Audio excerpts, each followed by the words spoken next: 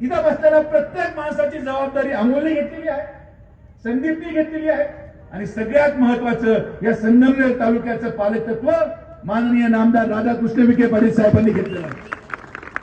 हे एका दिवसात झालं नाही. आज हा जो झेंडा आपल्याला उभा दिसतो हा का आज उभा झालाय का? 2.5-3 वर्षापूर्वी संदीपच्या अर्जावर पालकमंत्र्यांनी सही केली, 45 लाख रुपये मिळाले म्हणून हे ध्वज या ठिकाणी उभा आहे. सत्ता आल्यानंतर मला माहिती होतं की सगळ्यात पहिला प्रश्न या भागामध्ये आम्ही आल्यानंतर लोक आम्हाला भोजापूरचं विचारणार. अमोलने निवेदन दिलं, 3 महिने मुंबईमध्ये बसून या भोजापूर चारीला 15 कोटी रुपये मंजूर करून पुढच्या 1 महिन्यामध्ये भोजापूर चारीचं भूमिपूजन आपण घेत आहोत. आवर्जून एकच गोष्ट सांगतो, राजकारणामध्ये जबाबदारी आल्यानंतर माणूस कधी बदलत नसतो. अमोल खताळ तसाच आहे जसा 5 वर्षापूर्वी होता. अमोल खताळ बदलला नाही, आपला पाहण्याचा दृष्टिकोन त्याच्याप्रती बदलला आहे.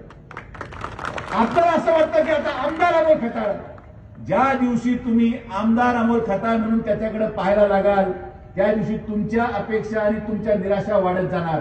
तुम्ही हा विचारच करू नका की आमदार, तुम्ही जेव्हा या विश्वासाने जगणार की हा तोच अमोल खताळ आहे जो संजय गांधीचा अध्यक्ष म्हणून डोल वाटत होता, तुम्ही जो अपेक्षा ठेवून तोच विचार करणार की हा तो अमोल खताळ आहे जो सर्वसामान्य शेतकऱ्याच्या परिवारातला आहे.